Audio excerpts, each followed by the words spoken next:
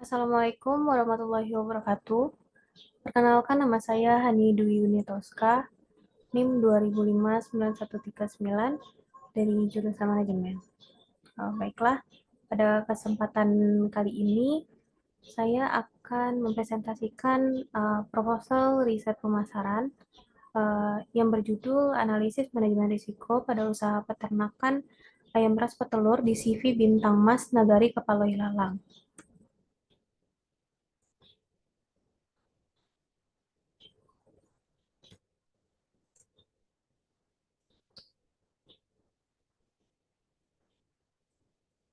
Untuk bab satunya yaitu di latar belakang masalahnya, uh, manajemen risiko sangat penting karena dapat menciptakan nilai bagi bisnis dengan secara efektif mengelola potensi kejadian di masa depan yang menciptakan ketidakpastian dan mengurangi kemungkinan bisnis menjadi terganggu. Tujuan perusahaan adalah strategi, operasi, pelaporan, dan kepatuhan dengan tujuan strategis ditetapkan dan diterapkan di tingkat manajemen untuk mencapai tujuan perusahaan. Manfaat manajemen risiko adalah untuk melindungi perusahaan atau operasi dari potensi kerugian. Risiko dalam perusahaan harus dikurangi sebaik mungkin karena risiko dapat muncul kapan saja, sehingga diperlukan suatu metode atau cara untuk memprediksinya. Suatu organisasi harus memahami konteks internal dan eksternalnya ketika menerapkan proses manajemen risiko. Perbedaannya adalah bahwa proses manajemen risiko tidak hanya membutuhkan uh, penentuan konteks internal dan eksternal, tetapi juga menentukan konteks manajemen risiko dan kriteria risiko. Kriteria risiko adalah kriteria yang digunakan dalam menghitung dan menilai paparan risiko organisasi.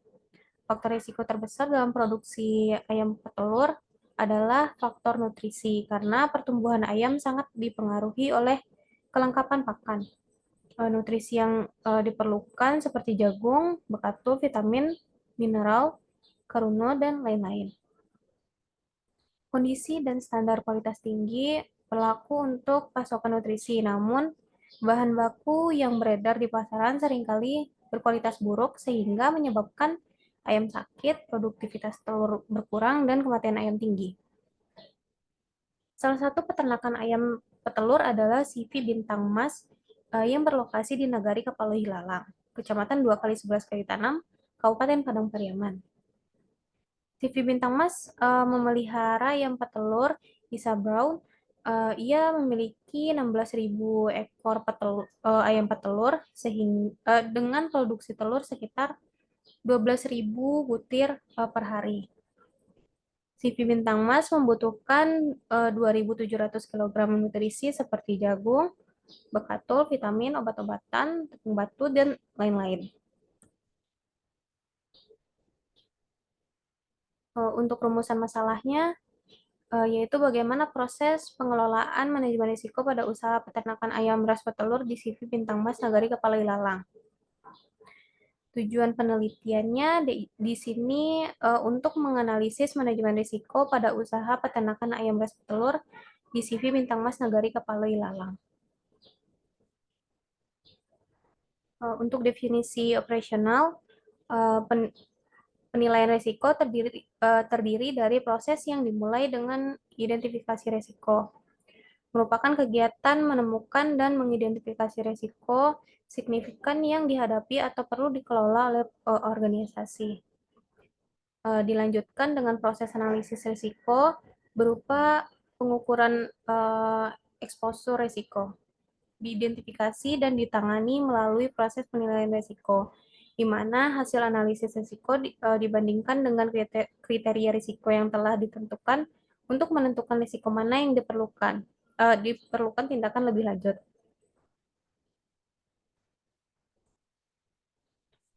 Untuk bab 2-nya itu kajian teori. Yang pertama untuk manajemen. Manajemen adalah sekumpulan kegiatan yang terdiri dari perencanaan, pelaksanaan, pengawasan, dan pengendalian untuk mencapai suatu tujuan tertentu yang dikendalikan melalui penggunaan sumber daya manusia, dan lainnya.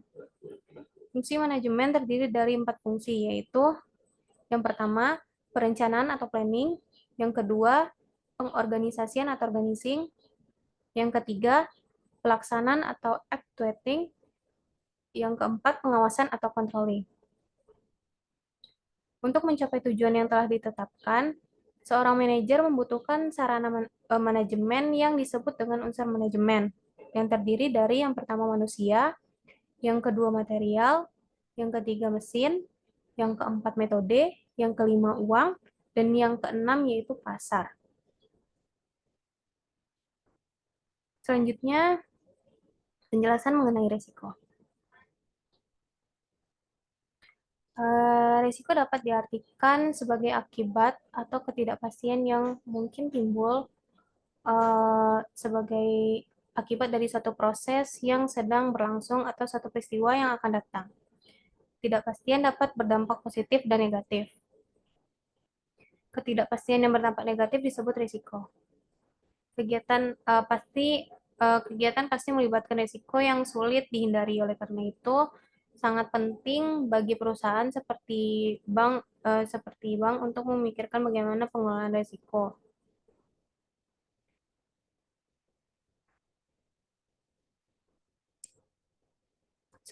Selanjutnya, risiko itu sendiri pada dasarnya dapat dikelola dengan 4 cara. Yang pertama, minimalkan risiko. Keputusan untuk meminimalkan risiko bukan untuk meningkatkan atau menerima ketidakpastian dan setiap keputusan yang mengandung risiko tinggi, tetapi untuk membatasi bahkan meminimalkan jangan sampai risiko tumbuh dari luar kendali. Yang kedua yaitu transfer risiko. Misalnya dengan memutuskan untuk mengasuransikan suatu perusahaan untuk mencegah terjadinya risiko yang sifatnya tidak diketahui sampai kapan. Yang ketiga yaitu kontrol risiko. Keputusan untuk mengendalikan risiko adalah dengan menerapkan kebijakan antisipatif terhadap terjadinya risiko sebelum terjadi, seperti memasang alarm kebakaran di rumah eh, dan memiliki satpam siang atau malam. Dan yang terakhir yaitu pendanaan risiko. Keputusan keuangan risiko adalah tentang menyediakan suatu set cadangan yang ditujukan untuk mengantisipasi risiko masa depan, seperti estimasi yang dapat meningkat atau berubah. Selanjutnya yaitu manajemen risiko. Manajemen risiko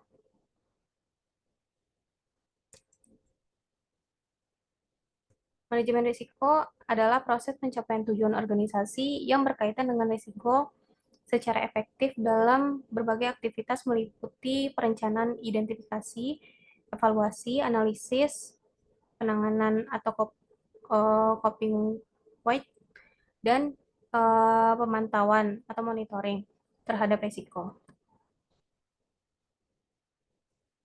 Tujuan penerapan manajemen risiko adalah untuk mengurangi berbagai risiko yang terkait dengan area yang dipilih ke tingkat yang dapat menerima ke tingkat yang dapat diterima oleh masyarakat. Ini bisa berupa segala jenis ancaman yang disebabkan oleh lingkungan, teknologi, manusia, organisasi, dan politik.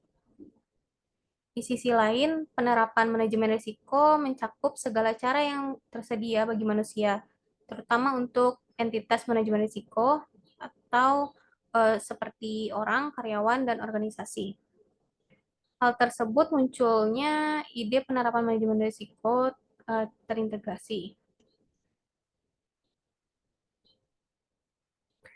Manfaat manajemen risiko menurut Muhfizar adalah yang pertama, pastikan tujuan tercapai.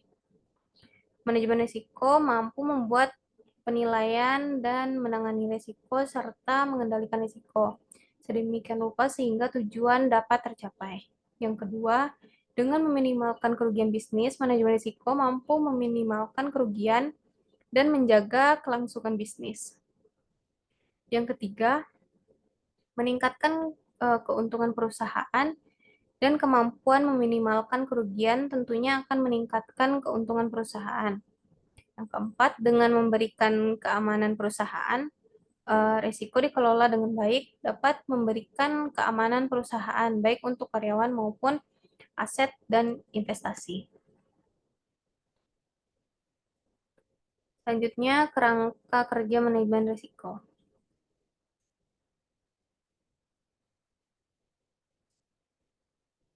Yang pertama yaitu integrasi.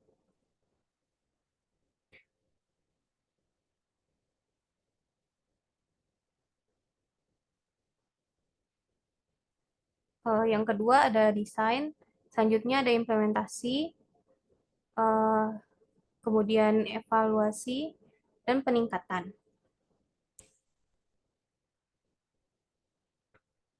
Untuk bab tiganya, eh, metode penelitian.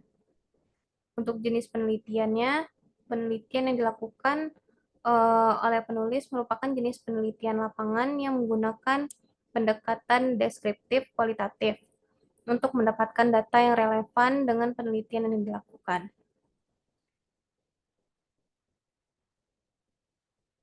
Latar dan waktu penelitian, penelitian yang penulis lakukan di lokasi CV perusahaan ayam petelur Bintang Mas terletak di Nagari Kapal Ilalang, Kecamatan 2 kali 11 Kaitan 6, Kabupaten Padang Pariaman. Waktu investigasi dilakukan pada bulan Juni sampai Desember tahun 2023. Untuk instrumen penelitian, dalam penelitian ini peneliti sendiri yang menjadi instrumen utama, karena dalam penelitian kualitatif, peneliti adalah manusia instrumen yang fungsinya menentukan fokus penelitian, memilih informan sebagai data, pengumpulan data, menginterpretasikan hasil mereka, dan menarik kesimpulan dari mereka. Alat penelitian yang dilakukan dalam penelitian ini adalah daftar pertanyaan semi terstruktur yang berguna untuk pengumpulan data dari petani petelur dan pekerja peternakan petelur. Sebagai alat penunjang selanjutnya, peneliti kemudian menggunakan alat-alat seperti handphone, alat tulis, dan lain-lainnya yang dapat digunakan untuk mendukung hasil penelitian yang dilakukan oleh peneliti.